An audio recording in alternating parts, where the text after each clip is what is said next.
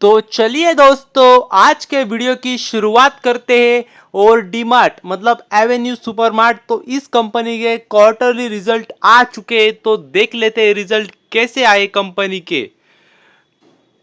तो यदि बात करें तो देख सकते हैं आप, तो अगर आप टोटल इनकम यदि देखेंगे तो देख सकते हैं जो टोटल इनकम जो पिछले साल थी इसी क्वार्टर में वो थी लगभग 11,300।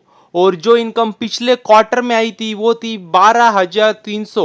और जो इनकम इस क्वार्टर में आई है अभी वो है 13,300 लगभग। तो मतलब देख सकते हैं ग्रोथ हुई है, अच्छी खासी ग्रोथ है, ईयरली भी ग्रोथ है, क्वार्टरली भी ग्रोथ है। तो अगर हम खर्चे भी देखें टोटल एक्सपेंसेस तो वो भी देख सकते हैं आप।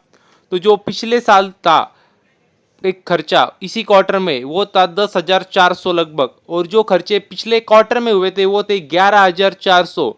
और जो खर्चे अभी हुए हैं इस क्वार्टर में वो है 12,300। तो नेट प्रॉफिट भी एक बार देख ही लेते हैं। तो नेट प्रॉफिट अगर आप देखेंगे तो देख सकते हैं जो पिछले साल हुआ था प्रॉफिट इसी क्वार्टर में वो था 641 640। और जो प्रॉफिट पिछले क्वार्टर में हुआ था वो था 658। और जो प्रॉफिट अभी हुआ है इस क्वार्टर में वो है 736। तो मतलब देख सकते हैं वही बोल रहा हूँ, ईयरली भी ग्रोथ है प्रॉफिट में, क्वार्टरली भी ग्रोथ है। तो कह सकते हैं काफी बेहतरीन बात है।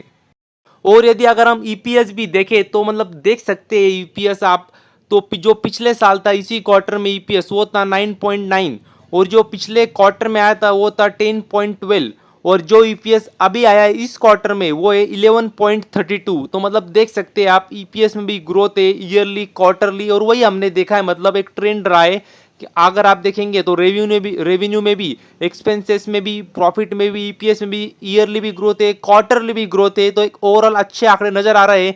अगर आप मुझसे पूछेंगे तो मैं वही बोलूंगा, अच्छे आंकड़े मतलब कंपनी के ग्रोथ नजर आ रही है कंपनी में।